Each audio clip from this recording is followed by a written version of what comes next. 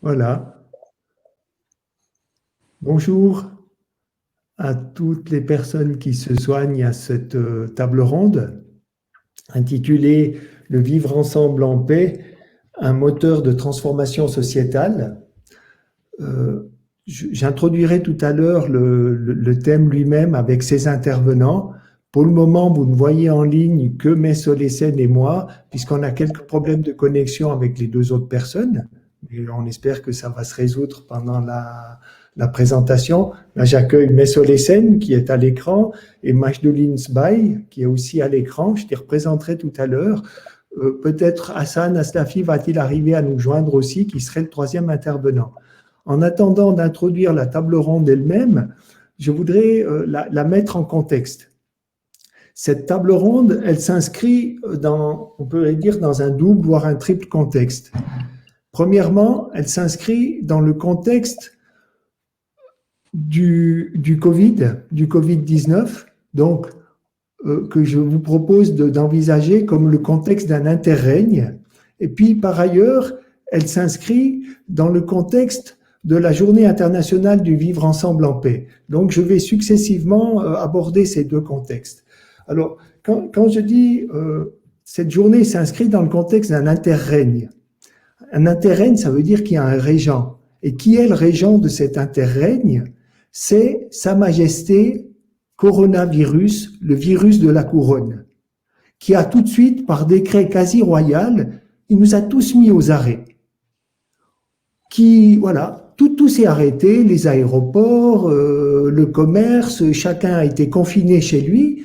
Et puis, je dis interrègne, ça veut dire un interrègne entre quoi et quoi? Un interrègne entre un monde qui se meurt, qui est le règne de la quantité, qui petit à petit a réduit l'horizon de l'humanité à l'horizontalité, qui a engendré un économisme qui ravage la planète, qui a engendré des pouvoirs, des jeux de pouvoir, de conflits, de tout, qui mettent l'humanité en crise aujourd'hui.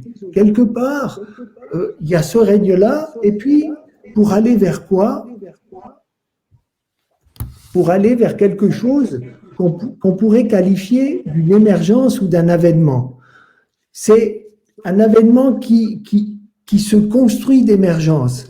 L'émergence de toutes les solidarités, l'émergence de toutes les actions qui sont faites en lien avec des valeurs, en lien avec les valeurs qui constituent le bagage profond de l'humanité, des valeurs qui sont nourries de la verticalité, des valeurs de sincérité, d'humilité, de partage, de faire ensemble, de paix, qui recentre l'action de l'humanité.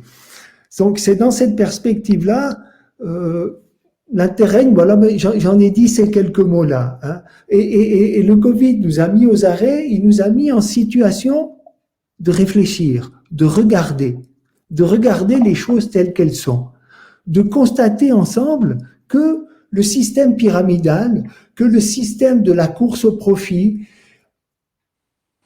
est une impasse. On peut le constater, il n'est pas aussi indispensable qu'il paraissait, puisque dans ces mois d'arrêt, on vit. Et en même temps, dans ces mois d'arrêt, on constate le bienfait de la solidarité, on constate le bienfait pour la planète de cet arrêt, la planète peut respirer.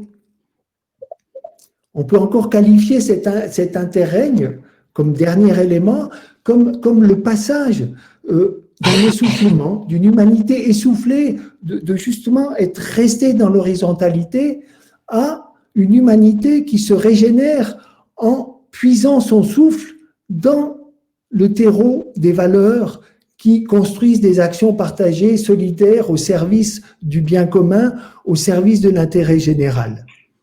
Je termine cet aspect-là de la présentation. Dans ce contexte-là, l'autre aspect du contexte, c'est la Journée internationale du vivre ensemble. La Journée internationale du vivre ensemble a été promulguée par l'ONU le 8 décembre 2017. C'est une journée qui, désormais, chaque 16 mai, est un jour de célébration du vivre ensemble en paix. Cette célébration annuelle, c'est pas juste une célébration en passant. Cette célébration annuelle de la journée du vivre ensemble en paix, c'est une célébration qui a à la fois l'occasion de constater ce qui s'est construit d'une année à l'autre et puis de jeter les germes du futur. L'idée de la journée internationale du vivre ensemble, c'est d'une part de fédérer les énergies de tous ceux qui, à travers le monde, depuis des décennies, des milliers, des millions de personnes, travaillent à des alternatives. Des milliers, des millions de personnes qui essayent de réfléchir différemment. Et tout cela, par rapport à ça, la journée du vivre ensemble à paix peut avoir un rôle de, est une possibilité de fédérer ces énergies, parce qu'elle a été reconnue par l'Assemblée générale des Nations unies à l'unanimité de ses 193 États membres. Elle est également soutenue par nombre d'organismes internationaux. Citons pour exemple le Bureau de coordination du mouvement des pays alignés, qui regroupe 120 pays, l'Observatoire international des maires du vivre ensemble, des maires sur le vivre ensemble, qui réunit 50 grandes villes du monde, qui se sont engagées à célébrer annuellement la journée du vivre ensemble en paix, à désigner une capitale. Cette année, c'est aussi à l'arrêt du fait du Covid-19, mais pour mieux repartir l'année prochaine. Soulignons encore l'Union africaine, qui soutient, qui promulgue cette journée. Ça concerne 55 pays, plus d'1 milliard d'habitants, et le Vatican qui, à travers le pape François, a salué l'initiative de la Journée internationale du vivre ensemble en paix, en espérant qu'elle soit un ferment d'une fraternité universelle et d'une civilisation de l'amour. Voilà. J'ai terminé la mise en contexte. Je ferai juste une allusion à quelque chose aussi qui est un clin d'œil. La Journée internationale du vivre en paix, pour la 3e fois et pour la dernière fois avant 30 ans, a lieu pendant la période du Ramadan, qui, pour 1 milliard de personnes dans le monde, est un temps où on se souvient d'une descente, d'une révélation qui a été celle du Coran, qui a été celle d'une invitation à des sociétés humaines de réfléchir sur leurs valeurs, sur ce vers quoi elles construisaient. Cette année, ça a lieu pendant la dernière période de ce Ramadan, qui est la période la plus bénie de ce mois. Et puis, peut-être qu'il y a un signe là que, en ce moment, mais non pas par révélation comme ça sur une personne, mais qu'en ce moment, dans le nous collectif de l'humanité en recherche de solutions, il y a un futur qui se profile, un futur axé sur les valeurs de la transcendance, comme la bienveillance, comme le faire ensemble et d'autres valeurs que j'ai évoquées tout à l'heure. Je fais maintenant le pas vers notre atelier, donc cette 3e célébration. Alors elle se fait du fait de Sa Majesté coronavirus, elle se fait en ligne cette année, elle se fait online. N'empêche que c'est une occasion de se connecter et de connecter des acteurs du changement. À travers le monde, je le disais tout à l'heure, des milliers, voire des millions de personnes s'activent à chercher des solutions axées sur des valeurs, des solutions qui tiennent compte du fait que l'humanité est une et qui cherchent à consolider cette unité, que les solutions, nous devons les trouver ensemble. Donc, la journée d'aujourd'hui, elle propose dans un de ces aspects, il y a beaucoup d'autres manifestations du vivre ensemble aujourd'hui, mais dans un de ces aspects, elle propose 4 tables rondes qui réunissent des intervenants pour réfléchir ensemble à l'apport que le vivre ensemble en paix peut avoir sur le monde de l'après-Covid. Cette première table ronde, qui est donc intitulée Le vivre ensemble en paix, un facteur de transformation sociale, réunit Alors, pour l'heure, 2 acteurs, peut-être en cours de route un troisième, 2 personnes, voire 3 personnes actives, très actives, depuis des années, dans des actions très concrètes, des actions qui ont fait leurs preuves, qui continuent de se développer, qui peuvent donc inspirer à travers le monde des gens à faire de même, qui peuvent se mettre en synergie avec d'autres actions, et puis qui envisagent l'avenir. Donc, je vais passer la parole donc je vais d'abord vous présenter brièvement les 3 intervenants. Donc, d'abord, Majdouline Sbaï, qui est une sociologue spécialisée dans l'environnement. Entre recherche et action politique, elle s'est d'abord mobilisée pour la transition écologique des territoires en tant qu'élue et professionnelle. Elle travaille depuis 5 ans sur l'industrie textile qui a marqué l'histoire de sa région. Elle est auteure de 2 livres, Une mode éthique est-elle possible, qui a paru aux éditions Rue de l'Échiquier en 2018, et puis un autre qui est toujours moins cher, mais à quel prix, qui a paru chez Flammarion en 2019. Elle est organisatrice du premier forum national de la mode circulaire. Je lui passerai la parole tout à l'heure. Deuxième intervenant, c'est Messol Essen, qui lui est délégué culturel de la ville de Martigny et directeur du manoir.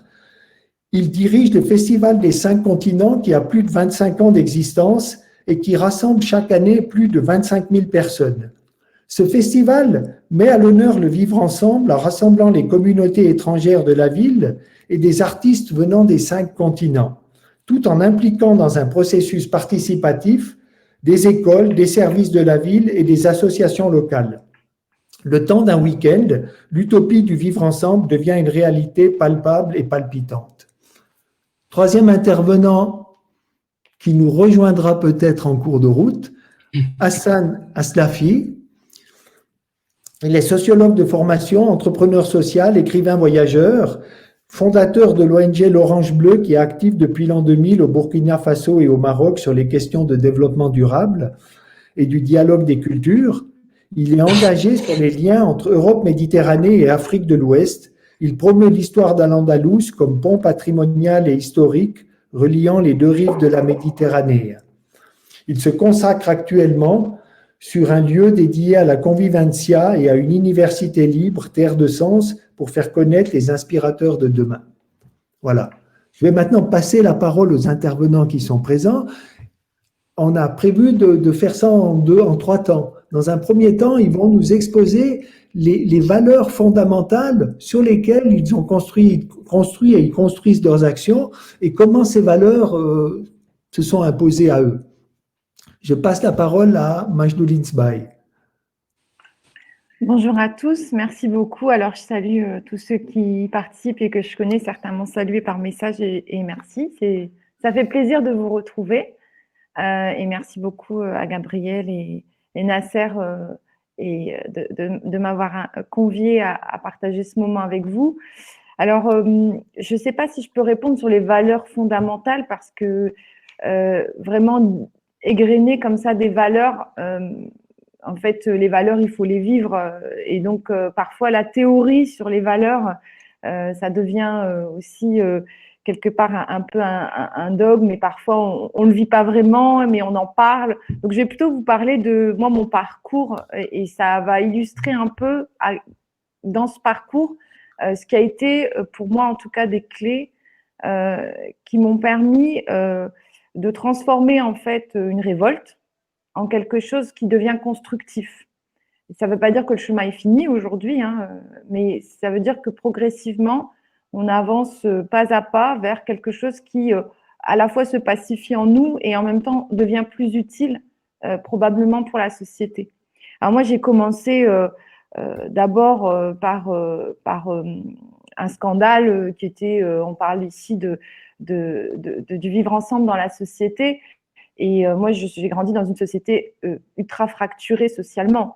Et donc, en vivant ces inégalités, c'était pour moi une révolte parce que je constatais que la fin de l'industrie textile, dont je vous reparlerai après, avait mis des dizaines de milliers de personnes au chômage et qui vivaient dans des conditions, dans de l'habitat social, etc., dans des conditions compliquées, avec une jeunesse dont je faisais partie et dont je faisais partie et qui finalement était l'héritier de cette histoire. Et il y a une forme d'injustice puisqu'on se retrouvait à avoir beaucoup moins de chances que d'autres de pouvoir s'épanouir dans la vie et beaucoup d'ailleurs, ça a eu des conséquences tragiques dans leur vie. Et la première chose que j'ai faite, c'est d'essayer de comprendre ces inégalités. J'ai organisé des lycées, des premières manifestations, des premières actions, parce qu'on était tout un groupe de jeunes qui avaient envie de revendiquer quelque part une autre façon de vivre, etc. Et donc, c'est pour ça que je me suis tournée vers des études de sociologie. Moi, j'ai découvert Pierre Bourdieu, j'étais au lycée, et dans un de ses livres célèbres qui s'appelle Les Héritiers, il décrivait très concrètement le sort qui était fait à la classe ouvrière en France et pourquoi les jeunes issus de la classe ouvrière avaient moins de chance dans la vie que les autres. Donc ça a été une première étape pour moi, ces études de sociologie, puisque ça m'a permis d'objectiver, c'est-à-dire de comprendre comment, par quel mécanisme on en arrivait à cette situation, et de se dire que finalement ce n'était pas inéluctable, puisque par l'éducation, par des politiques publiques d'aménagement du territoire, etc., on pouvait résoudre ça. Mais la rencontre qui a été plus fondamentale pour moi, c'est les scouts musulmans. Puisque en rencontrant le Cheikh Khaled Bentounès, en rencontrant les scouts qui étaient présents sur mon territoire, en fait, j'ai trouvé là un espace d'expression et mais aussi de compréhension qui a transformé en fait cette revendication en action concrète à destination des jeunes qui m'entouraient et pour lesquels on pouvait offrir un début de solution et un début d'épanouissement qui dépassait les cadres classiques qu'on pouvait imaginer et qui permettait de s'élever en fait et d'avoir un regard beaucoup plus universel sur ce qui se passe et de sortir un peu de ce mécanisme qui peut être parfois mortifère, qui est celui de la révolte, de l'injustice, etc., qui nous remplit parfois de colère. Donc j'ai avancé comme ça et donc cette première rencontre a fait que j'ai agi et puis j'ai agi différemment puisque j'ai créé une université populaire avec des amis. Et puis, j'ai agi en créant une coopérative locale, un restaurant coopératif, une ferme urbaine, en contribuant à créer une ferme urbaine, et des solutions qui n'étaient pas que des solutions sociales, mais qui étaient des solutions beaucoup plus universelles qui touchaient aussi à l'écologie. Et là, déjà, on élargit son spectre, on prend de la hauteur et puis on élargit. Les inégalités, elles ne sont pas seulement sociales, elles sont écologiques, elles sont mondiales, elles sont de différentes natures et on ne peut pas cantonner son analyse juste à un monde, à un univers qui est celui qu'on a sous les yeux. Donc moi, je dirais que la première clé, c'est ça, c'est à la fois étudier, objectiver, et ensuite encore aller plus loin, c'est-à-dire que inscrire ça dans l'histoire de l'humanité, ça nous permet d'avoir une vision beaucoup plus pacifiée, se dire que oui, c'est comme ça, et en même temps, tout n'est pas inéluctable, et qu'il y a des possibilités de transformer ça, et surtout de se sentir mieux dans cette action de transformation. Ensuite, moi, j'ai été élue pendant plusieurs années, et de nouveau, en tant qu'élue, j'ai été confrontée aux limites du système dans lequel on vit. C'est-à-dire que moi, j'ai été élue, j'ai dit tout à l'heure que ce qui pouvait aider à résoudre les problèmes d'inégalité sur un territoire, c'est des politiques d'aménagement. C'est-à-dire qu'au lieu de faire des logements pour les plus modestes à un endroit seulement et des logements pour les plus aisés à un autre endroit et de faire des activités économiques créatrices d'emplois à un autre endroit, etc., il fallait au contraire reconstruire la ville pour en faire une ville durable où on a des activités qui permettent de répondre aux besoins des gens et qui emploient les gens localement, où on a des logements où il y a de la nature en ville, où on requalifie l'habitat, etc. Donc ça, je pourrais vous en parler des heures, donc je vais juste dire quelques mots. Et moi, donc, je me suis retrouvée élue en charge de ces politiques, de ce qu'on appelle les politiques d'aménagement du territoire, de la politique de la ville, etc. Et j'ai tout fait pour mettre en application finalement ce qui était des idées que j'avais pu étudier et en même temps que j'avais pu expérimenter en tant que scout ou en tant que dans mes projets associatifs. J'ai aussi tout fait pour agir en faveur d'une autre cause qui m'a beaucoup tenu à cœur et qui continue à me tenir à cœur et qui m'a beaucoup fait beaucoup parfois m'a beaucoup peiné. C'était pas de la colère, c'est beaucoup de tristesse. C'est la cause des réfugiés parce que dans mon territoire, on a beaucoup de personnes réfugiées qui veulent aller en Angleterre.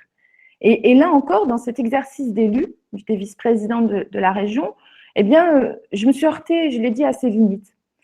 Et quand je suis sortie de ce mandat, j'avais pu faire beaucoup de choses qui me semblaient très, très utiles. Mais à chaque fois, je me heurtais à quelque chose qui est l'économie. On me disait tout le temps que c'est très bien de requalifier l'habitat, c'est très bien de faire de la nature en ville, c'est très bien de faire de l'agriculture urbaine. J'ai financé des hectares et des hectares d'agriculture urbaine dans les villes, des tas de projets fantastiques de requalification dans les villes.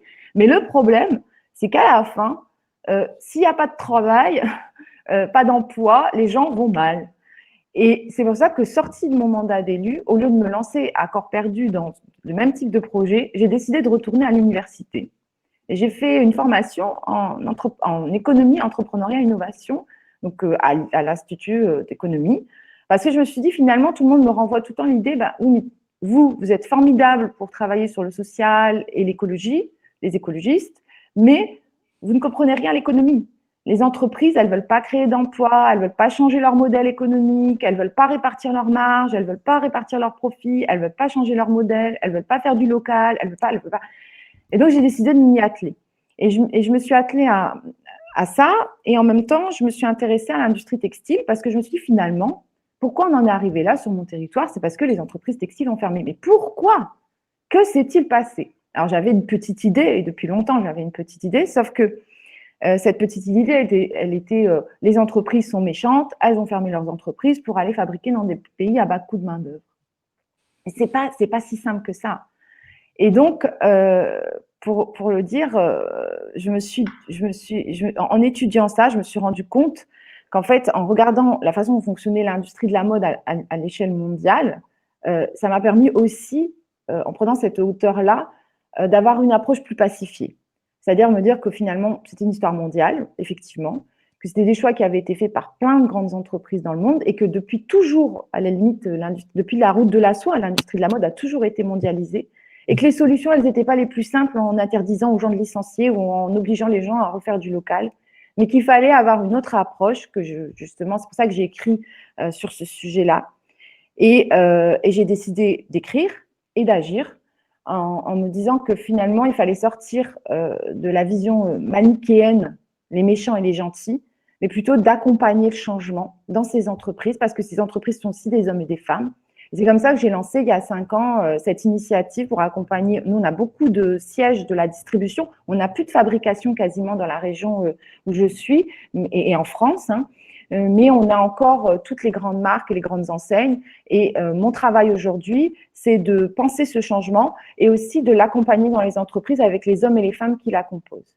Donc, pour résumer, je dirais que pour moi, les clés pour agir dans la société, pour le vivre ensemble, pardon, c'est d'une certaine manière en essayant de se reposer des questions sur pourquoi on en est là, prenant vraiment le temps d'étudier le sujet sur lequel on veut se mobiliser. On est obligé de se défaire de ce sentiment de toute puissance. C'est-à-dire que quand on se révolte, quelque part, le premier truc, c'est je vais changer les choses. Et quelque part, c'est une forme d'expression de l'ego et d'un sentiment de toute puissance. C'est vraiment en passant du temps à étudier la question, on est obligé de se défaire de ça et on reformule de nouvelles questions. Et ensuite, il faut aller encore plus loin, c'est être réceptif. Parce que si on est plein de sa propre colère, de ses propres vérités, on n'avance pas. C'est-à-dire qu'on ne peut rien recevoir des autres, y compris de ceux qui pourraient, avec vous, construire des solutions. Et c'est pour ça qu'aujourd'hui, l'initiative que j'anime, elle réunit 200 entreprises textiles de France, parmi lesquelles il y a les Galeries Lafayette, pour ceux qui connaissent, parmi lesquelles il y a les plus grands groupes français. Et alors que mon propos est très radical, puisque je dis clairement que le modèle n'est pas durable, que l'industrie de la mode émet plus de gaz à effet de serre que le transport aérien et le transport maritime confondus, etc., elle crée des conditions de travail déplorables en Asie du Sud-Est, et que par ailleurs, elle a détruit le tissu social et économique d'un territoire. Même en tenant ces propos-là, comme je les tiens en disant comment nous allons faire ensemble pour aller vers une transition durable qui soit souhaitable pour la planète et pour l'homme, pour un impératif moral, mais parce que aussi votre modèle n'est pas durable et qu'économiquement, vous allez dans le mur, eh bien, c'est entendable. Et les gens qui composent ces entreprises, y compris les dirigeants, à un moment, ils se rendent bien compte qu'ils ont une opportunité de se réunir ensemble avec des chercheurs, avec eux-mêmes, donc les professionnels, mais aussi des jeunes créateurs, des personnes qui innovent, aussi des associations, et ensemble assurer une transition, accompagner une transition. Alors très concrètement, par exemple, on est en train de recréer des unités de fabrication sur mon territoire. On utilise toutes les matières, on essaye d'utiliser le maximum les matières déjà disponibles pour refaire des collections de vêtements, on développe le seconde main, etc. Il y a plein de solutions qui existent et on le fait avec les pouvoirs publics, on le fait. C'est une nouvelle alliance qu'on crée si on sort du manichéisme qui vise à dire il y a les méchants, les gentils, et moi je sais ce qu'il faut faire. Je pense que c'est cette posture-là d'ouvrir son dialogue intérieur et avec l'autre qui permet à un moment de dépasser. Je ne suis pas arrivée au bout du chemin, je vous le dis tout de suite, hein, loin de là, il m'arrive encore d'être très en colère, mais en tout cas, je sais comment, à un moment, j'ai trouvé peut-être une forme de… Dans cet aller-retour entre les questions, l'action et le fait d'oser être réceptif à notre vision que la sienne, elle permet d'être un peu plus, on va dire, serein dans ce qu'on entreprend. Mais ça veut dire que vous dites que vous sentez qu'à l'intérieur de ce système-là, il y a une nouvelle volonté qui est en train de se manifester, qu'à l'intérieur de ce système-là, il y a un espoir de changement, même à l'intérieur de ces entreprises qui sont quand même bien dans le système actuel, quoi. Moi, je dirais que mon challenge au départ, quand il y a 5 ans, je me suis mobilisée, c'était déjà de faire en sorte que la question des pollutions et des conséquences sociales de l'industrie de la mode soit mise à l'agenda politique. Moi, j'étais plus élue à ce moment-là, hein, mais je ne comprenais pas pourquoi dans les conférences climat, dans les politiques publiques qui sont menées par la France, il n'y avait, ou par l'Europe même, il n'y avait pas l'industrie textile, l'industrie de la mode, comme un des leviers pour réduire l'impact écologique du monde économique. Et il n'y avait pas cette prise en compte du rôle économique de l'industrie de la mode. Par exemple, en France, c'est plus d'emplois que l'industrie automobile. Si vous regardez les discours des élus ou même des gouvernements successifs, on a eu beaucoup de choses sur l'industrie automobile, sur la sidérurgie, peu de choses sur la mode. Et en fait, il y a une espèce de méprise, c'est-à-dire que la mode, c'est de la futilité, donc ce n'est pas sérieux et donc ça ne doit pas concerner les politiques publiques. Donc ça, c'était mon combat numéro 1. Et quelque part, alors quand je dis, vous voyez, je dis encore combat, hein. Mon challenge numéro 1. Mais je le faisais de manière très sereine, en me disant, de toute façon, en répétant et en associant avec moi des entreprises pour dire la même chose, peut-être ça va réussir à s'ancrer. Et finalement, cet été, l'État français, lors du G8, a décidé de faire le Fashion Pact. C'est la première fois que ça existe.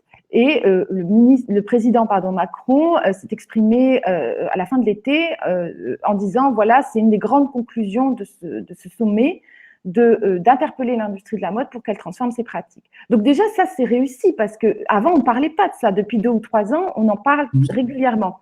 Et la deuxième chose, c'est qu'effectivement, donc il faut, et ça permet ça de changer la réglementation. Moi, je crois aux politiques publiques, je crois qu'il faut changer la réglementation. Mais le deuxième aspect, c'est qu'on ne peut pas juste dire la réglementation va tout changer. Et donc là, j'en viens à votre question. Oui, je crois que dans les entreprises, il y a des hommes et des femmes qui peuvent, parce que les entreprises, c'est aussi des organisations humaines, elles deviennent inhumaines parce qu'elles changent d'échelle, parce qu'elles changent, etc. Et donc, finalement, la technicité qui s'instaure dans ces entreprises et le fait qu'on ait seulement en tête la question des profits et de la croissance fait que ça quelque part, ça se déshumanise. Mais il reste des hommes et des femmes. Il reste des femmes et des hommes. Et donc, moi, c'est vraiment, je crois que eux-mêmes ont des enfants, eux-mêmes sont inquiets de l'avenir. Et certains d'entre eux ont envie de donner du sens à leur travail. En France, l'année dernière, il y a des dizaines de milliers de jeunes étudiants issus de grandes écoles qui ont signé un appel en disant « Nous ne travaillerons pas dans des entreprises qui ne sont pas des entreprises durables ». C'est sur eux qu'il faut s'appuyer. C'est pour ça que je parle de nouvelles alliances.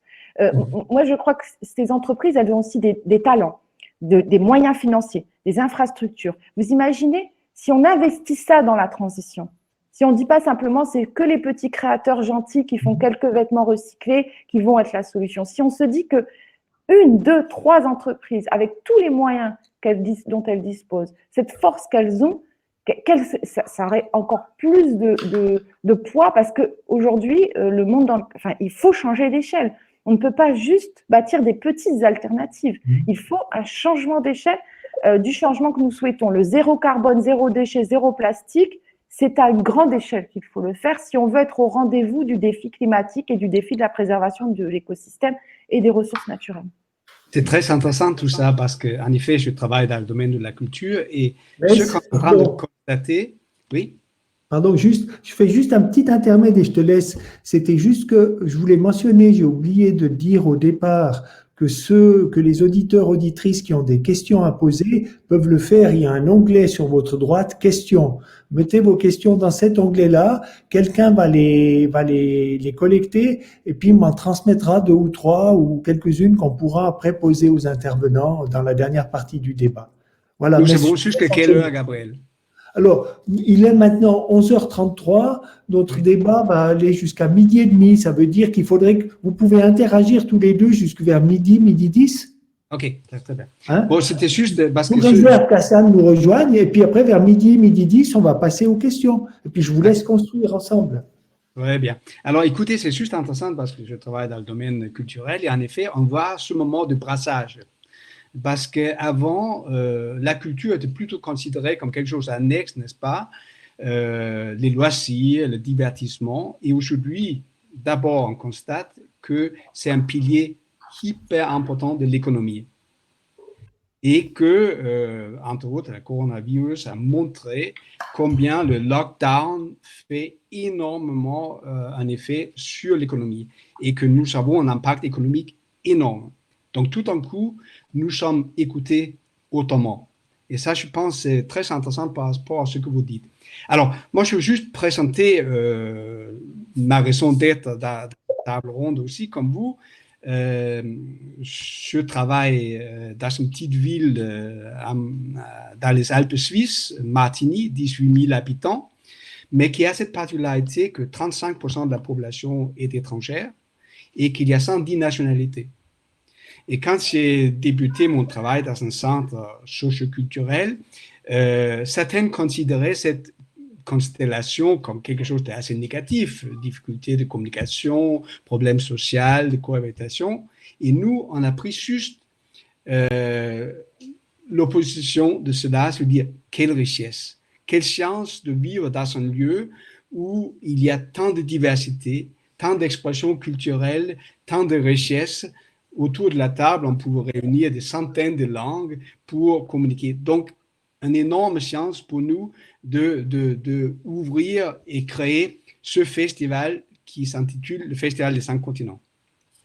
Alors, on a commencé en 1994 et l'idée, c'était simplement de favoriser le vivre ensemble avec la participation citoyenne et de l'autre côté, d'avoir une offre culturelle professionnelle. Ça veut dire inviter des artistes des 5 continents de venir présenter les musiques du monde. C'est cet équilibre entre la participation des communautés, la participation des associations et de l'autre côté, une offre culturelle de qualité qui a fait, je crois, la force de cet événement. Après, en 2003, nous avons introduit le premier forum en faveur d'une culture de paix. On a eu de la chance justement de pouvoir inviter le cher Khaled Bentounes, Pierre Rabhi et beaucoup d'acteurs qui étaient en faveur d'un dialogue interculturel, mais qui a aussi introduit la dimension de la spiritualité, qui parlait du vivre ensemble, l'action citoyenne, la communication, l'immigration, et aussi déjà avec Pierre Rabhi, parce qu'on était assez pionniers en Suisse, en tous les cas, parler du développement durable. Et cela a donné une force supplémentaire, je dirais, à cette manifestation. Ensuite, en 2007, nous avons j'ai commencé à travailler pour le Manoir, qui est un espace d'art contemporain. On a intégré une exposition de culture du monde dans le festival. Et en 2008, on a également ouvert pour une dimension cinématographique. On a ouvert ce qu'on appelait les films du présent, qui était un festival des films.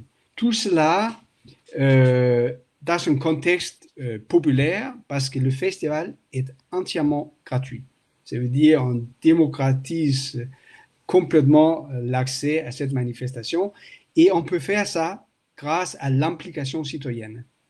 Il y a 25 associations qui participent à cet événement. Il y a 400 bénévoles et on a une sorte de marché qui permet à toutes les associations de se présenter avec leurs projets culturels et socioculturels. Tout cela a été présenté dans une vision qui était la suivante: organiser un festival et un événement qui favorise la découverte et la rencontre entre peuples et cultures, mettre en place un espace de partage en faveur d'une culture de paix, favorisant l'engagement citoyen, le respect de la différence, l'unicité des êtres et le respect de la terre.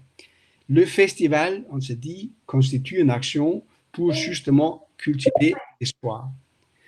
Et cet événement-là attire aujourd'hui entre 20 et 25 000 personnes, mais c'est un travail à toute l'année.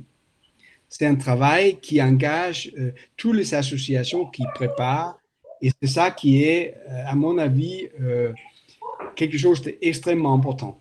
Donc, le message aujourd'hui que j'ai envie de faire passer et que j'aimerais ensuite présenter à travers de deux actions, c'est un message à tous les acteurs culturels, à tous les artistes, les responsables des institutions, les organisateurs de manifestations, de festivals, d'intégrer dans leur vision, dans leur gestion institutionnelle, dans leur organisation, de vivre en paix avec la terre. J'ai l'impression, et je crois vraiment, que si on ne prend pas acte que nous sommes obligés d'intégrer le respect de la terre dans notre gestion, que la prochaine crise, après le coronavirus, sera une crise écologique et climatique. Je pense que nous sommes en effet dans un point de rupture. J'ai l'impression qu'on doit vraiment prendre acte de ce qui nous arrive et on a une responsabilité dans notre manière d'organiser, d'intégrer cette paix avec la terre, d'intégrer une éco-responsabilité. Nous avons mis ça en place à travers deux actions que j'aimerais présenter tout à l'heure. Merci. Majdoudine, est-ce que vous souhaitez réagir quelque chose à ce qu'a dit Mess ou donner un écho? Oui, moi, ce que je trouve important, c'est ce que Mada a rappelé tout de suite, c'est-à-dire finalement le fait d'ouvrir aux citoyens, d'être dans cette logique participative, c'est aussi, je pense qu'il a très très bien rappelé, c'est une dimension cruciale, c'est qu'on expérimente en vrai le vivre ensemble. C'est-à-dire que quand on ouvre les portes, il y a des gens de tous horizons qui viennent, de tout type, c'est des organisations qui doivent être agiles, et tout ça nous permet aussi, nous, en tant que personnes, d'expérimenter, parce qu'on peut le prôner en théorie, le vivre ensemble, mais le vivre vraiment. Et je trouve que la durée, l'histoire de ces actions et de son festival, qui s'inscrit comme ça dans le temps, est la preuve probablement que dans son propre parcours, il a dû l'expérimenter sur plein de formes. Et d'ailleurs, ça serait intéressant d'y revenir, parce que j'imagine que c'est pas un long fleuve tranquille.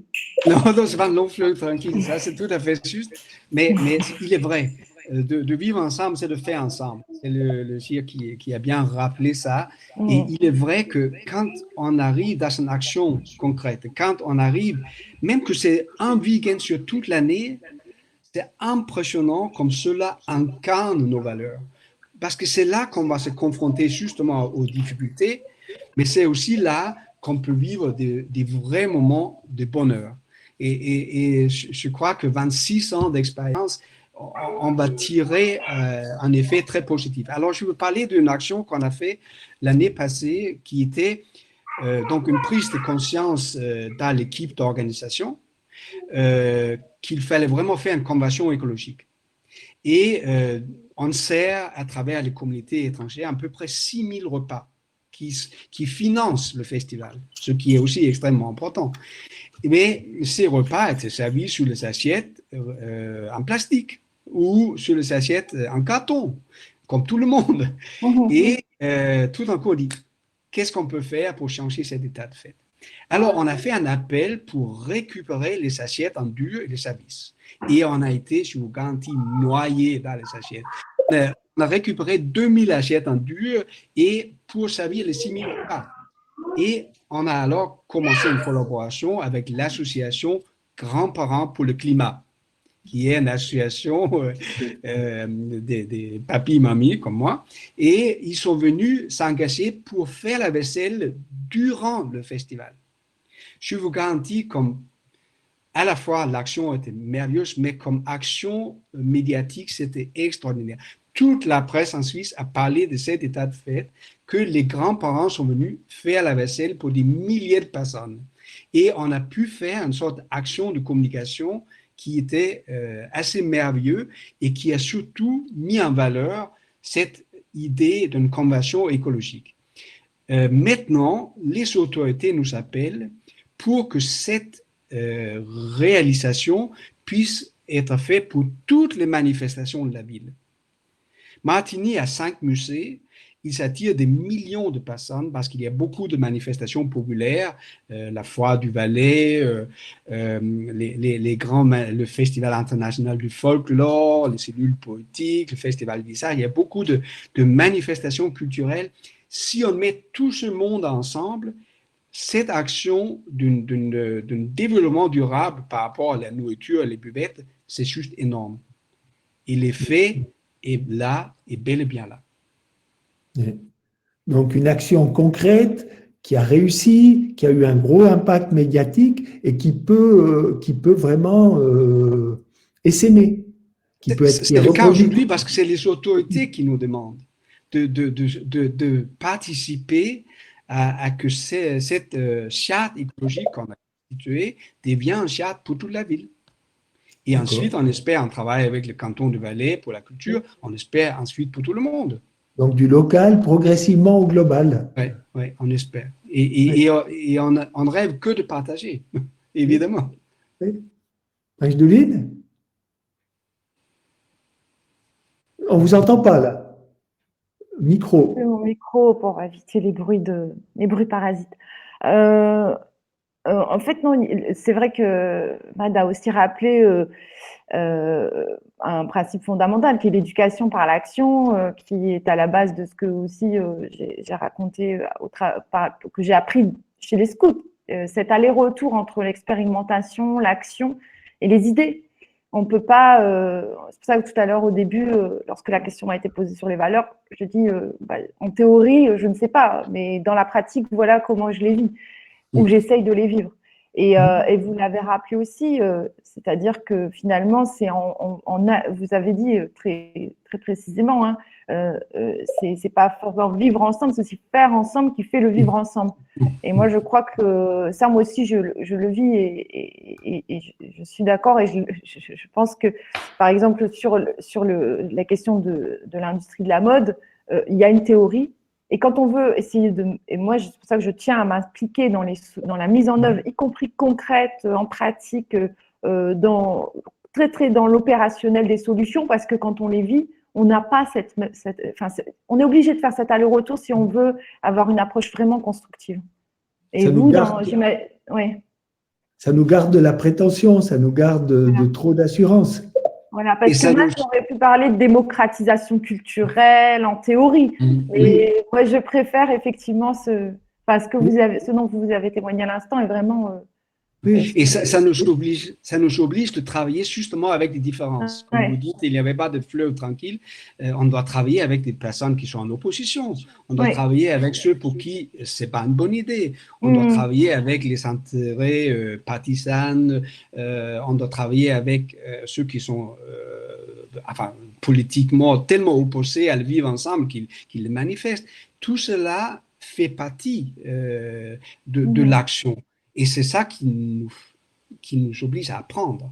Et j'ai été très impressionné dans cette petite interview qu'il y a eu entre le Lama Denis et le Shi Bentounès l'autre jour, où le Shi dit à un moment donné, mais même les personnes qui sont au pouvoir, avec qui on est, soi-disant, en opposition, on doit les aider. Oui. Cette tolérance, cette ouverture-là, c'est presque inaudible dans le monde politique aujourd'hui. Et pourtant, je ne pense pas qu'on peut faire un changement de paradigme s'il n'y a pas cette réelle ouverture. Et on est obligé de commencer par nous-mêmes, à montrer à travers notre exemple, notre engagement, qu'on est prêt à cette résilience. S'il n'y a pas cette résilience, on n'arrivera pas. On arrive à la guerre. Ça, c'est un peu ce que vous évoquez comme la nouvelle alliance, Majdoline. C'est un aspect de cette nouvelle alliance. Mais totalement, et je suis ravie que Mad y donne écho en citant Sidi Chir Bentounès, parce que c'est exactement ça. Pour le coup, je le vis vraiment. En fait, cette vision manichéenne, elle est totalement erronée. Si vous prenez par exemple aujourd'hui, je prends dans mon secteur, j'illustre avec mon secteur, un jeune créateur qui fait tout bien, utilise des matières recyclées, etc.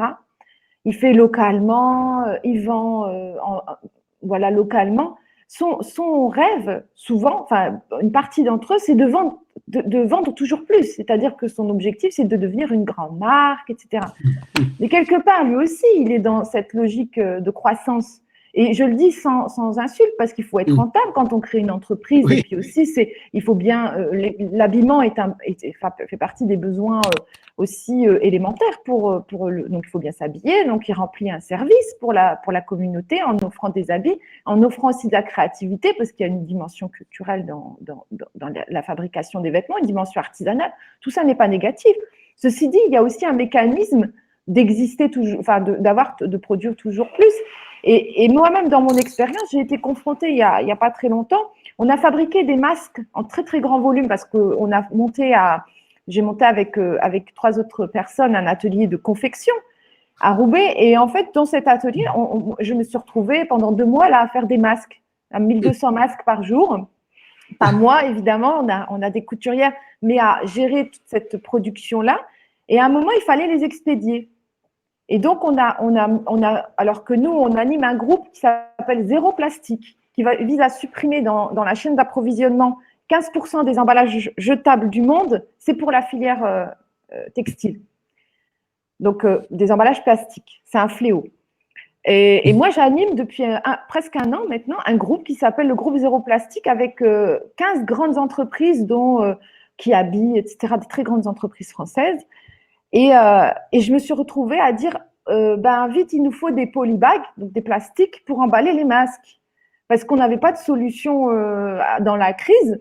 Et finalement, tout le monde, avoir un dogme comme ça, absolu, de ce qu'il faut faire. Non, en fait, chacun essaye de faire comme il le peut.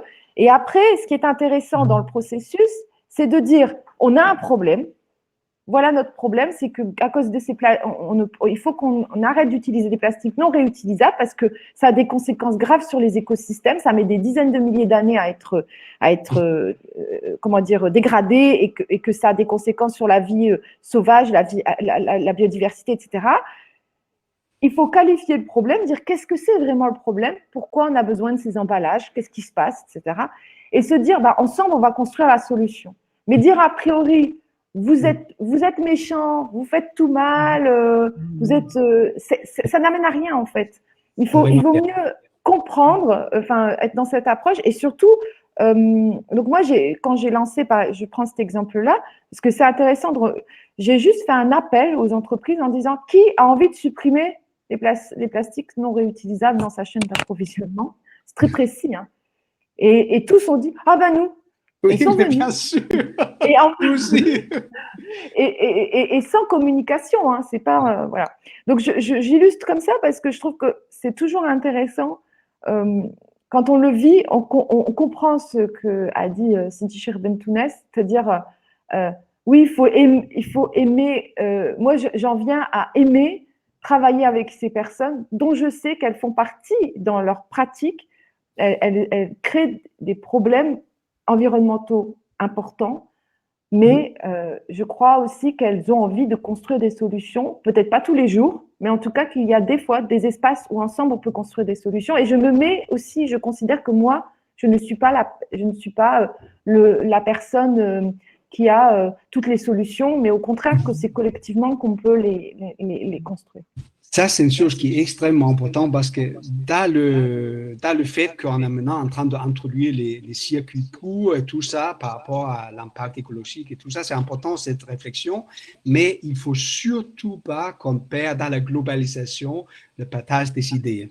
Je peux donner une petite anecdote. Je suis danois et j'ai amené tous les délégués culturels pour un voyage à Copenhague pour visiter 10 institutions culturelles et on a tout fait à vélo. C'était absolument extraordinaire. On a alors constaté qu'à Copenhague, 43% de la population active va au travail à vélo. Il y a des autoroutes de vélo à Copenhague. Et devant les institutions culturelles, certaines avaient installé des potagers pour faire qu'on pouvait manger ensemble. Et j'avais appris que dans les écoles, sur certaines écoles, ils ont construit des potagers pour travailler la nourriture avec les enfants, ensuite manger ensemble. Et qu'on a instauré dans le cursus éducatif le cours d'empathie dans l'école à Danemark. Nous avons besoin de ces inspirations. On est rentré de Copenhague avec plein d'idées dans la tête. Ah ouais, là, il y a quelque chose qu'on doit faire par rapport à la mobilité, par rapport à la créativité. Cette créativité-là est extrêmement importante et c'est ça que la culture peut aussi amener, entre autres. C'est cette manière d'un peu de folie dans nos propositions, de aussi s'amuser, de prendre du plaisir de faire les choses. Et ça, je crois, ça c'est quelque chose qui est extrêmement important et qui m'amène à dire que les enfants sont très inspirants là-dedans. Et j'aimerais juste présenter une dernière petite un projet qui était censé d'ouvrir le Festival des 5 continents cette année, qui s'appelle Cinéma Action.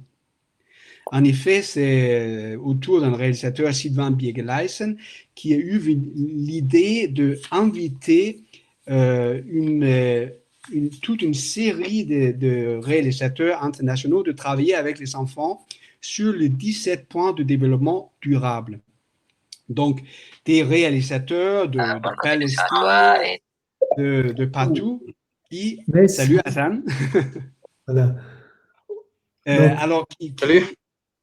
Je te propose de prendre 2-3 minutes et puis qu'on ait un petit temps pour Hassan avant de passer aux questions. Tout à fait. Alors, juste, voilà, Cinéma Action, l'idée de 7 pays où les réalisateurs professionnels travaillent avec un groupe d'enfants sur les 17 points de développement durable pour faire un mini-festival documentaire qui ouvrira maintenant en 2021, parce que c'était censé de cette année, le Festival des 5 continents. Voilà, on revient peut-être. Bonjour Hassan Slafi. Oui, bonjour, j'espère que vous m'entendez bien. J'espère que vous m'entendez. Oui, on t'entend. Bon oui, bien. On t'entend.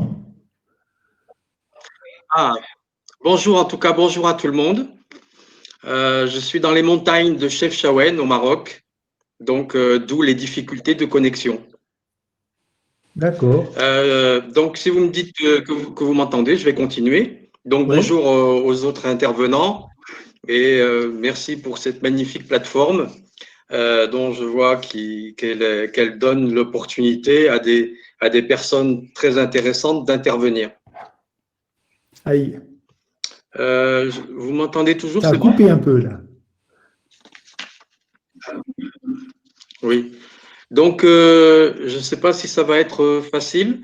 Je vais peut-être poser quelques points. Moi, je vous propose ça, Hassan, de prendre 5-10 minutes pour poser quelques points, puis après, on passera aux questions. Et puis, le public nous… Voilà. Oui, très bien. Vous aviez le thème. Allez-y. Carte blanche pour 5-10 minutes. D'accord.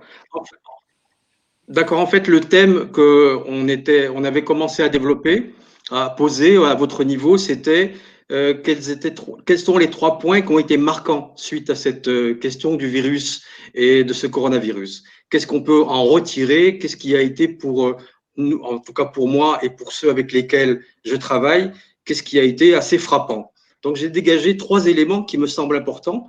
C'est l'interdépendance à tous les niveaux. Nous sommes arrivés à un degré où cette interdépendance, elle n'est plus seulement dans les esprits comme on l'a pensé avant, elle est dorénavant aussi dans les corps, c'est-à-dire qu'on a une interdépendance sanitaire globale, on est tous finalement partis d'un même corps et on est tous vulnérables par nos corps de manière collective. Donc c'est quand même un autre niveau encore d'interdépendance. Et l'autre élément, c'est l'interdépendance écologique d'une biosphère commune.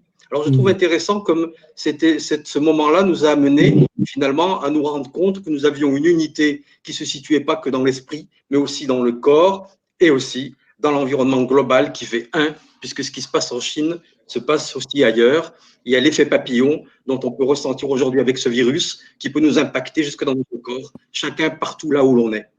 Donc, c'est un élément pour moi qui est apparu très important. L'autre élément, c'est aussi la question du local et du mondial. En même temps qu'on a ce sentiment d'unification, on a aussi le sentiment que le local est devenu important. Et ce local, il donne lieu à des mobilisations qui deviennent de plus en plus des mobilisations citoyennes. Elles sont plus seulement le fait de l'État qui s'occupe du global, mais localement, on a de plus en plus de gens qui s'impliquent à tricoter de la solidarité locale. Et du coup, il y a un lien entre le local et le mondial que je trouve intéressant et qui fabrique une mondialité différente d'une mondialisation subie. Et je trouve ça vraiment très marquant dans toutes les actions de solidarité qu'on a pu voir dans le monde entier dans ce sens-là.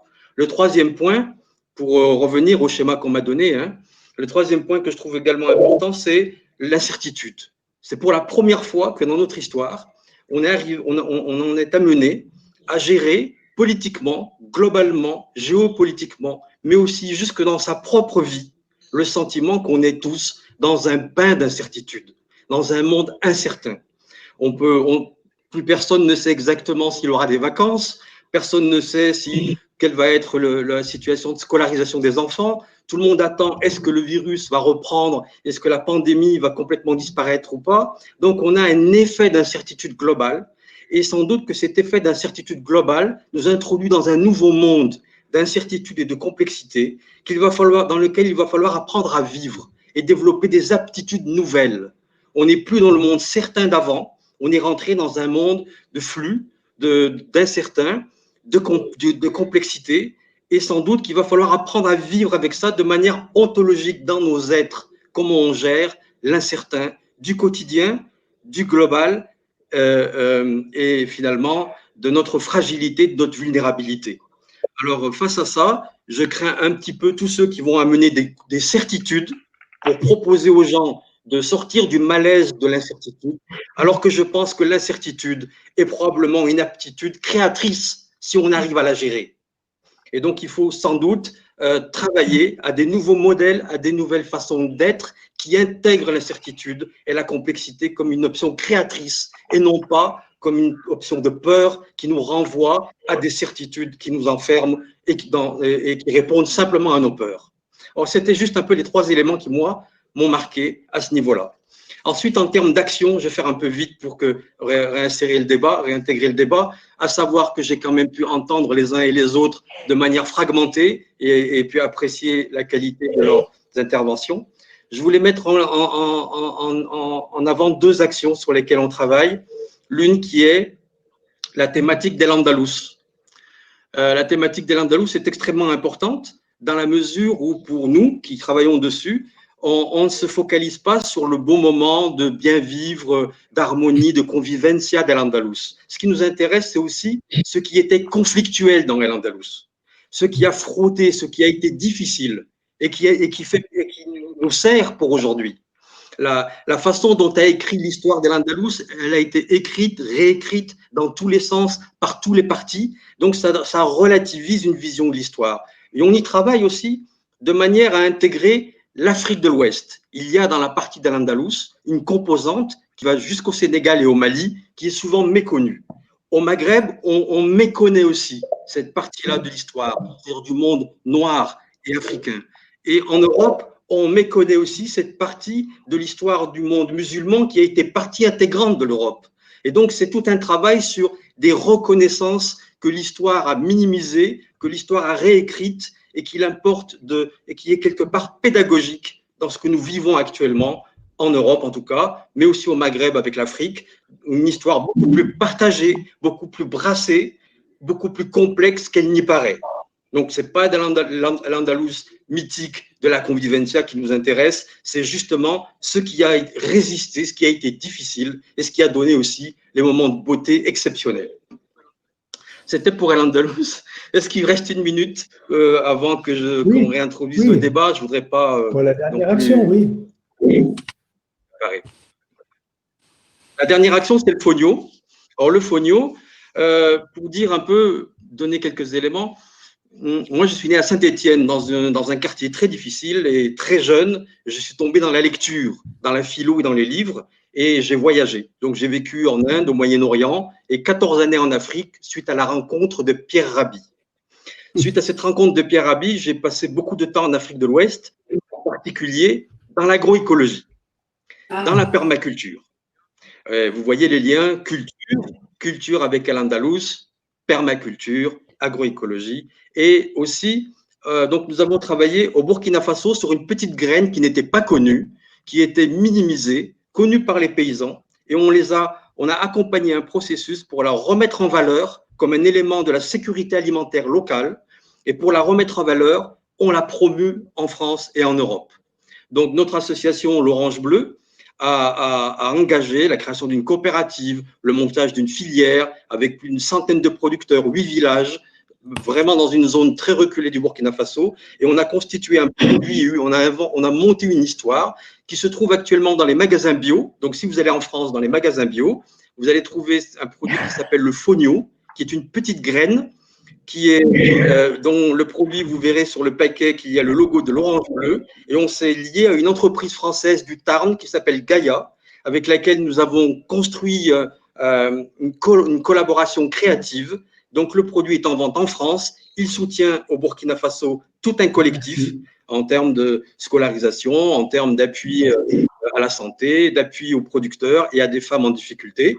Et cette dynamique-là, pour nous, elle est très importante. Il ne faut pas qu'on se replie dans notre histoire pour constituer un beau monde écologique merveilleux en Europe où on est, et en ignorant le fait que cette partie du monde dans laquelle on vit dépend des autres parties également. Donc, agir ici, c'est aussi agir là-bas. Il y a un continuum, il y a des liens, et si on les ignore, on pourra avoir de belles calanques à Marseille, très jolies, on pourra avoir des belles plages, mais de l'autre côté de la Méditerranée, on vide encore les égouts, on décharge massivement dans la Méditerranée, et donc il faut savoir que tout ça est en interdépendance, en complémentarité, et il faut toujours agir en local. On agit mieux en local quand on appuie d'autres locaux ailleurs, et qu'on construit un monde à la fois localisé, mondialisé, dans le sens d'une mondialité citoyenne. Voilà un peu pour la question. Pardon, voilà, pour le débat, je vois que Majnouline est très sensible à votre dernier propos, donc je lui passe la parole pour qu'elle lui fasse écho. Alors, en une seconde, alors bonjour Hassan, ravi de… Oui. Voilà. Alors, c'est très drôle parce que je le dis, merci pour cette très belle intervention, mais à la fin, tu as mentionné le Fonio. Mais alors, on a vraiment un point commun, c'est que en tant qu'élue, j'étais aussi élue à la coopération internationale. Et moi-même, j'ai mis en place une filière Fonio au Mali, comme tu l'as fait, qui est vendue dans les Biocoop avec le label Commerce Équitable. Donc, je trouve ça très drôle qu'on se retrouve ici à parler justement de ces liens à créer. Et il y a un lien qu'on ignorait. Et voilà, mais c'est pour ça que j'ai réagi parce que je me suis dit le mot… C'est tellement drôle qu'il y ait cette coïncidence comme ça, de se retrouver avec ces actions qui résonnent voilà, pour cette journée. Tout à fait. Oui, c'est très bien. Ben oui, je m'en réjouis. Je savais que dans la région Nord, il y a une dynamique en coopération. Ah, Ah, attendez, je vais essayer de couper la caméra. Non. Ah, mais si tu veux donner un écho pendant l'instant, après Oui, moi je viens. alors tout à fait. Bon, je suis très touché aussi par ces témoignages, par vos deux témoignages. L'incertitude, c'est ça qui règne, c'est vrai. Il y a deux possibilités. Soit ça nous présente comme une sorte de voiture, une réflexion commune qui nous permet de dessiner des pistes pour l'avenir. Et l'autre possibilité, c'est en effet le repli et la peur. Et on voit bien que c'est ces deux sentiments qui dominent le débat ici. Et la journée mondiale de vivre ensemble en paix est une impulsion pour ne pas rentrer dans la peur, mais rentrer dans les solutions et les possibilités de se développer en communion, ensemble. Oui, en alliance, En alliance. pour reprendre le mot de Majdouline, et en alliance avec les autres êtres humains, avec les autres sociétés et avec le milieu écologique. Et en Oui, bien pensant à les futures générations. C'est oui. vraiment, c'est pour ça que je voulais parler de cinéma action parce que c'est Alors, extrêmement 2 important. minutes, après je vais parler, après on va passer aux questions. Oui. Je laisse finir. Tu peux aller, je te laisse 2 minutes pour le cinéma action. Non, juste extrêmement Oui, oui, important de volontiers. commencer avec les enfants, que cette réflexion se fait avec eux et en partage avec eux. Et les 17 points de développement durable sont une référence qui peut être utile dans notre interaction avec les jeunes. En plus de mettre les grands-parents pour le climat et les enfants ensemble, c'est juste magique. Ouais, merci. Est-ce que, Majdouline, tu as encore dire quelque chose ou ça va si on passe aux questions? Très bien, merci. Donc voilà, il y a toute une série de questions en ligne, mais il y a une personne qui en sélectionne quelques-unes et puis qui me les communique. Donc je vous les donne dans l'ordre où elles me sont transmises. Une première question qui est posée, c'est comment apprendre à être dans cette communication non violente pour travailler avec l'autre, autant au niveau interne qu'entre entreprises, pour accompagner le changement. Je crois que toutes les deux, vous avez témoigné de ça, Majdouline et Mess, donc peut-être un bout de réponse chacun. Moi, je dirais que pour trouver la paix avec l'autre, il faut commencer par le trouver dans nous-mêmes. Hein. Ça, Ouais. je crois, il n'y a pas de... Ça veut dire que, de nouveau, si on fait référence de Shir al-Pentunet, ça veut dire qu'il faut introduire une verticalité dans notre travail horizontal. Et ce travail de verticalité, c'est un travail sur nous-mêmes qui est forcément indispensable. Et c'est ça, les cellules. Ça veut dire, la cellule, je commence de là, dans ma propre présence avec moi-même, la paix avec moi-même, être en bonne conscience avec moi-même, une pratique. Et Est-ce que vous avez... Oui, pardon. Et ensuite, c'est le cercle d'influence, là où je travaille, dans ma famille, dans mon entreprise, dans le festival, dans mon institution, et essayer de faire d'une sorte que cet état puisse se reproduire. C'est tout. Il n'y a pas d'autre, à mon avis, il n'y a pas d'autre approche. Majdouline ? Ah, moi, je souscris. Cette verticalité est indispensable. Et parce que, je pense que Mad l'a dit avec des mots tout à fait justes. J'ajouterais peut-être juste une chose, c'est que quand parfois on essaye de modifier la réalité telle qu'elle est, hein, si on veut améliorer, je dirais, la condition humaine, mais aussi anticiper, construire la transition écologique, parce qu'on sait qu'aujourd'hui, c'est l'alerte qu'il faut lancer et que c'est le péril qui menace l'humanité, et on a un devoir d'alerte et d'action face à cela. Mais il faut être dans l'acceptation que le monde tel qu'on le connaît, probablement parce qu'on est dans cette course folle, va s'effondrer. Alors, je le dis avec beaucoup de guillemets. Ce que je veux dire, c'est que des transformations vont s'engager et qu'on le voit avec la crise du coronavirus qui a mis un coup d'arrêt à toute l'économie. Peut-être que nous connaîtrons des épisodes comme ça où le monde tel qu'il est aujourd'hui va s'arrêter de fonctionner tel qu'il fonctionne.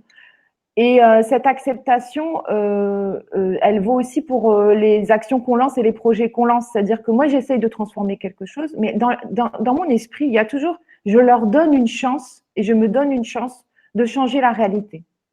Je fais tout pour qu'elle puisse changer. Mais si je n'y arrive pas, je continuerai par d'autres moyens à essayer d'être utile et active dans cette transformation. Mais sans me dire qu'il faut absolument que ce que j'imagine devienne réalité.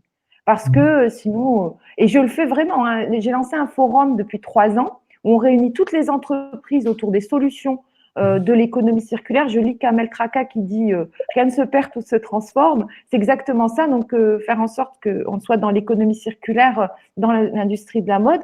Mais je sais que je dis à chaque fois, ce forum est une chance qui est donnée au secteur de se transformer. Mais c'est une offre que je fais avec beaucoup de tranquillité. Je ne suis pas dans la vindication de dire il faut que ça marche. Si ça marche, c'est aussi la responsabilité collective de l'ensemble et ce n'est pas ma toute-puissance à moi qui va faire… non, je ne suis pas dans cette illusion-là. Donc, il y a un côté qui est une manière de regarder, et puis après, il y a une action qui reste humble. Voilà, pacifiée. Déterminée, mais humble. Voilà, on lance l'alerte, on agit, bon, et on continuera à… C'est comme l'eau, quoi. Hein. On trouvera toujours un moyen de continuer à cheminer sur ce principe fondamental qui est d'être utile, d'être dans cette vitalité de préservation du vivant. Mais ce qu'il faut dire aussi, c'est qu'il y a quand même certaines formes d'organisation qui favorisent cette circulation d'idées. On parle du cercle, du fonctionnement du cercle, on parle de sociocratie, on parle des éléments qui nous aident dans cette démarche qui permet justement à chacun de sortir ses qualités et ses valeurs parce qu'on est à disposition d'un projet. On n'est pas là pour être l'héros, on est là pour être à disposition de ce changement et c'est comme ça on reçoit notre récompense en effet. Hein. Et ça veut dire que là, il y a beaucoup de théories là-dessus qui sont extrêmement intéressantes et le théorie autour du cercle et le fonctionnement du cercle est extrêmement inspirant. Oui. Et juste, je rajoute une chose, j'ai parlé du forum que j'organise pour les entreprises. Il y a 2000 professionnels qui viennent. Je ne le fais pas toute seule, hein, on est un groupe. 2000 professionnels qui viennent depuis 3 ans. Ce sera la 3e année cette année. Et j'ai dit, après ces 3 ans, j'arrête. Je continue d'autres actions, mais ce forum, j'arrête parce que ça y est, on a dit ce qu'il fallait faire, on a présenté les solutions, on les a laissés s'exprimer sur les solutions qu'ils mettaient en œuvre. Si les avancées en termes d'impact environnemental et d'impact social n'ont pas été significatives, on passera à d'autres modes d'action et notamment, par exemple, à titre personnel, j'ai dit je vais consacrer du temps à l'enseignement parce que les jeunes générations, c'est important. Et vous voyez, et c'est un aller, c'est-à-dire que moi, je crois qu'il faut s'écouter aussi. C'est-à-dire qu'il ne faut pas forcément se dire ça marche, il y a beaucoup de monde qui vient, il y a un modèle économique, tout fonctionne, et puis je vais continuer.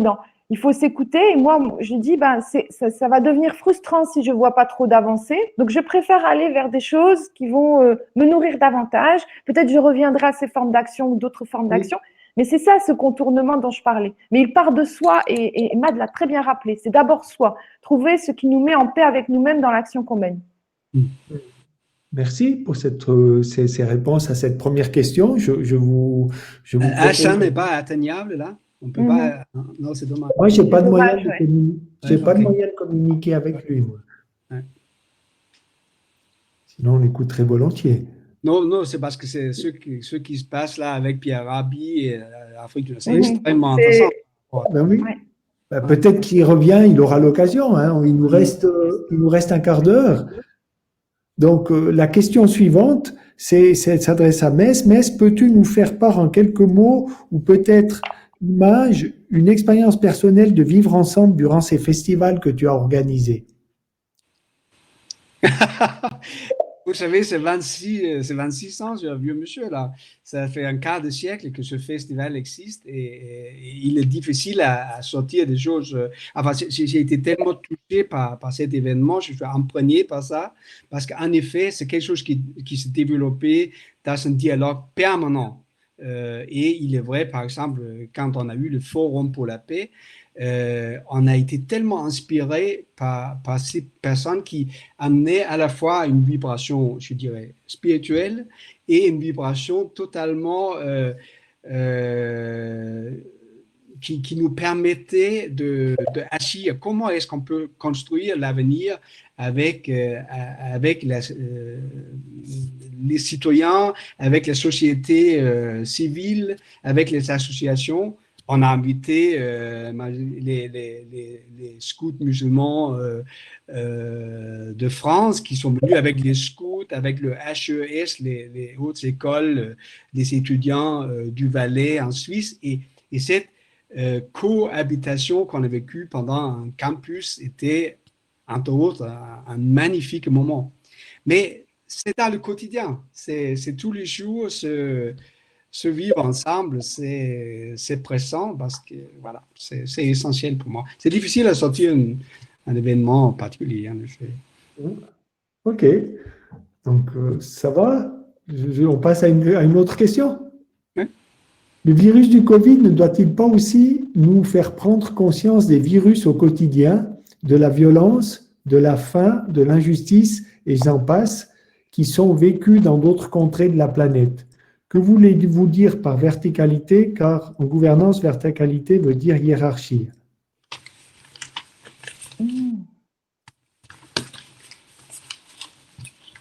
Qui répond? Sur la première question du Covid, tout à l'heure, j'ai évoqué face au péril écologique, le risque d'effondrement de la société telle qu'on la connaît, le fonctionnement de la société. Et la première chose, pendant très longtemps, on a dit il faut préserver l'environnement, préserver notre monde, préserver notre société face au... Donc, on va tout faire pour minimiser les conséquences et préserver notre environnement. Et aujourd'hui, certains disent, bah, finalement, si notre fonctionnement de notre société tel qu'il est s'effondre, c'est pas si grave parce que est-ce que la société dans laquelle on vivait était souhaitable? Alors, elle était souhaitable pour nous qui vivons en France, en Suisse ou ailleurs, mais dans toute une partie de l'humanité, elle n'est pas du tout désirable, elle n'est pas souhaitable. On le sait, et je ne vais pas faire l'inventaire de toutes les difficultés que rencontrent les gens dans le monde. Donc effectivement, dire « oh là là, je regrette le monde tel qu'il est », et ce coup d'arrêt est quelque chose de périlleux, oui, il l'est, mais il n'y a aucune nostalgie à avoir. Bien sûr qu'on va vers quelque chose, et Hassan l'a très bien dit, on est dans un monde incertain. Et on a le sentiment que peut-être comme on dit, on va de la... Enfin, quelque part, certes, ce monde était imparfait, mais au moins on le connaissait. Et là, on est dans l'incertitude et c'est à la limite pire. C'est cette vulnérabilité dont on fait l'expérience aujourd'hui, elle est très, très bouleversante à titre individuel et collectif. Et on n'y était pas habitué dans nos sociétés. Moi, je dirais que simplement... On a montré qu'il était possible de ralentir l'économie de manière considérable et assez rapidement, alors que tous les écologistes, tous les gens qui pensent qu'il faut transformer notre économie pour qu'elle soit au rendez-vous de l'écologie le disaient depuis des années, ralentir, faire moins mais mieux. Et ça nous a probablement aussi mis face à nos aspirations profondes et ce qui était le plus important pour nous. Et j'ai juste une anecdote, c'est qu'il y a l'écrivain Sylvain Tesson qui a été interviewé, peu importe, sur une radio française et qui disait, alors au moment où on parlait d'intelligence artificielle et d'emmener les hommes sur Mars, aujourd'hui, on est incapable de faire des masques et on maîtrise plus des savoir-faire artisanaux élémentaires. Et ce genre de paradoxes qui sont révélés par cette crise sont quand même très intéressants, même si aujourd'hui, il n'y a aucune réponse à apporter comme ça à chaud, il n'y a aucun discours à tenir sur le monde à construire demain. Il y a juste comme l'avait dit Hassan tout à l'heure, à prendre acte et à accepter que ce moment d'incertitude soit peut-être un moment de régénération pour nos actions personnelles et collectives. Moi, je donne juste une autre référence. Parce que Hassan étant là pour qu'il puisse parler. Vas-y. Non, mais c'est juste Silbeuf là qui a écrit un article le 12 mai qui dit « Notre ennemi n'est pas le virus, mais nous-mêmes. Nous ne sommes pas en guerre contre un virus, mais contre nos propres manquements, nos propres agissements, notre propre irresponsabilité à l'égard de la planète. » Alors là, c'est voilà. Hassan. Hassan, tu as entendu la question? Oui, non, je ne l'ai pas entendu. J'ai été pas très, j'ai pas pu Ouais, techniquement. je te redis, la question sur laquelle on est en train de répondre, c'est le virus du Covid ne doit-il pas aussi nous faire prendre conscience des virus au quotidien, de la violence, de la faim, de l'injustice et j'en passe, qui sont vécus dans d'autres contrées de la planète? Tu as envie de t'exprimer là-dessus? Oui, oui. Je voulais terminer aussi les éléments par rapport au futur, en fait. Et d'ailleurs, on peut très bien faire le lien avec ça. C'est bon, vous Oui, et puis entendez? ça pourrait être bientôt notre conclusion. Vas-y. D'accord. Donc effectivement, de toute façon, la violence, elle est partout. Elle fait d'ailleurs partie de cette question d'incertitude contemporaine. On peut être un prêtre très âgé dans une petite commune rurale, faire la messe et découvrir l'arbitraire d'une violence inouïe. Donc, dans un petit village perdu du fin fond de la province. Donc, la violence, elle est partout dans sa radicalité. Elle peut surprendre et saisir chacun, n'importe où. On voit des gens qui se baladent dans la rue avec des couteaux et la violence qu'on découvre dans n'importe quel endroit du monde, elle est maintenant quelque chose de partagé. Il n'y a plus vraiment de sécurité complète. Et nos sociétés assurantielles, elles ne peuvent pas nous assurer de tout. Et en particulier de cette vulnérabilité qui est non seulement collective, mais qui devient individuelle et qui nous pose des questions sur comment être aujourd'hui dans tout cet environnement de vulnérabilité et d'incertitude. Mais je voulais apporter un point par rapport au futur. Moi, je suis basé donc ici au Maroc, où nous avons un projet d'éco-village. Parce que il est intéressant d'imaginer changer le système de l'intérieur, mais souvent on est assez prisonnier de macro éléments économiques, sociaux, politiques, géopolitiques et culturels, qui fait que c'est extrêmement difficile à l'intérieur de pousser l'innovation jusqu'à son terme de la manière la plus créatrice possible. Donc il faut quelque part se donner de la latitude pour créer d'autres lieux qui, en quelque sorte, peuvent permettre de repenser à partir de zéro, pas à partir de zéro en termes de toute une génération qui a déjà travaillé sur cette notion d'écohabitat, d'éducation coopérative, de monnaie locale, d'économie fraternelle. Donc, pas simplement inséré dans un système qui nous freine à l'innovation, puisqu'il a ses propres intérêts. Et quelquefois, il peut utiliser des formules d'économie sociale ou autres juste pour justifier son propre mécanisme qui est quelque part de domination, de compétition, et donc se donner un petit peu, disons, un petit paravent social, d'économie sociale et autres, peut quelque part faciliter son mécanisme assez dominant qui va rester toujours centré sur ces éléments les plus forts qui sont quand même une économie de la compétition, de l'oppression, etc. Donc, avoir dans les marges un peu qu'on pourrait appeler de vertu, c'est intéressant, mais fondamentalement, ça ne change pas le système. Or, pour les générations à venir, il faut leur proposer d'autres modèles, des modèles où on puisse vivre dans des contextes de zéro carbone, où dès le départ, on intègre dans la manière de vivre une autre façon de vivre qui ne soit plus prédatrice de la nature, prédatrice des autres, mais qui permettent de vivre autrement. Donc ces modèles-là, on essaie de travailler pour les concevoir. Il y a dans le monde arabe un magnifique lieu, une expérience qui s'appelle Sekem, vous la connaissez en Égypte. Elle mérite d'être vraiment connue, Sekem. Et il y a également dans d'autres endroits du monde des sites qui essaient de modéliser, de rendre possible d'autres modèles de vie. Et ces sites-là attirent beaucoup la jeunesse. Donc, il faut ouvrir, en plus du changement à l'intérieur du système, des démonstrateurs d'autres modèles de vie en dehors de ce système. Donc, c'est un petit peu ce à quoi on travaille. Voilà. Extrêmement Ben, important. vous voulez juste faire un petit écho à ça en guise de conclusion, Majnouli Nemes? Juste, ça me touche parce que c'est vraiment deux niveaux. C'est l'action, c'est l'exemple qui va nous amener, qui va nous inspirer. On doit absolument garder ça open source. Oui. Permettre à tout le monde de s'inspirer des actions qui portent l'espoir pour le changement. Et le changement s'impose.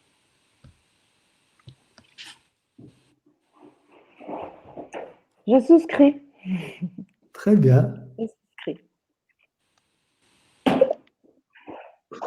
Quelqu'un veut ajouter quelque chose? On Merci est pour ce à, beau moment. on va conclure dans les 2 minutes. Oui, je dirais quelque chose On en va plus. conclure dans les 2 minutes. Oui. J'ajoute. Oui, c'est fini. On t'entend pas. J'ajouterais juste un point en plus. Oui. J'ajouterai un point en plus. Vous m'entendez? Oui, je vais couper c'est bon. que la caméra, peut-être qu'on t'entendra Non. mieux. Oui, oui, voilà. Je voulais ajouter un point en plus. C'est la question des nouvelles formes d'éducation qui peuvent disposer. Vous m'entendez toujours ou Oui. pas? Oui. Vous m'entendez? Qui peuvent disposer à vivre cet état d'incertitude et de création. On a aussi des modèles d'éducation. Par exemple, il y a des formes de permaculture qui, souvent, on enferme la permaculture dans l'agriculture. En fait, la permaculture, c'est une manière de penser l'urbanité, de penser les territoires, de penser l'interaction dans notre façon de vivre avec l'environnement, avec les cultures et avec les autres. Et ces savoirs-là devraient commencer à être enseignés dès l'école primaire. On devrait réintégrer ces savoirs qui sont des savoirs du futur, des savoirs d'interaction avec les autres, avec la nature, avec soi-même. On devrait les intégrer très tôt et pour outiller les jeunes générations au monde de risques vers lequel on va. Risques climatiques, risques sanitaires, risques sociaux, économiques, de clash économique, etc. Et donc, il faut créer déjà les outils pour ne pas être surpris dans le monde qui vient et avoir les moyens de construire du local, de la survie et de l'intelligence collective. Merci Hassan. Voilà. C'était un élément que je voulais apporter. Super, on va peut-être conclure avec ça, si vous êtes d'accord. Je vois que Majdouline, tout à l'heure aussi, dans une de ses interventions, quand elle envisageait le futur, a pensé comment dire, à se dire, bah, tiens, je vais peut-être me réorienter aussi vers quelque chose qui est l'éducation, de transmettre l'enseignement. Un aspect important, et là je fais le lien avec notre contexte de nouveau, un aspect important de la Journée internationale du vivre ensemble et de toute la mouvance qui est autour d'elle, c'est la création des maisons de la paix et puis des écoles de la paix pour enseigner la culture de la paix. Et ce que vous avez évoqué aujourd'hui, ce avec quoi Hassan termine, c'est autant d'évocation de cette culture de la paix et qui est tournée vers les générations futures qui pourront se nourrir de toute cette belle créativité dont vous êtes tous les trois des témoins, et merci d'être venus en témoigner aujourd'hui devant nous, et qui pourront nourrir ces pédagogies et permettre que les générations futures réussissent mieux, puissent faire un pas vraiment plus grand pour que ces germes d'une culture, ces germes d'un changement, d'une nouvelle alliance mûrissent en un avènement. En la culture. Voilà. Alors, merci à vous tous. Merci beaucoup. Merci pour l'invitation. Merci aux messages aussi qui ont été envoyés très chaleureusement. Oui, à tous les participants. Merci beaucoup. Et puis aux auditeurs et auditrices, je voudrais juste signaler donc que cet échange de ce matin était le premier d'une série de 4 échanges qui auront lieu dans la journée. Vous pouvez retrouver les informations sur le site 16mai.org.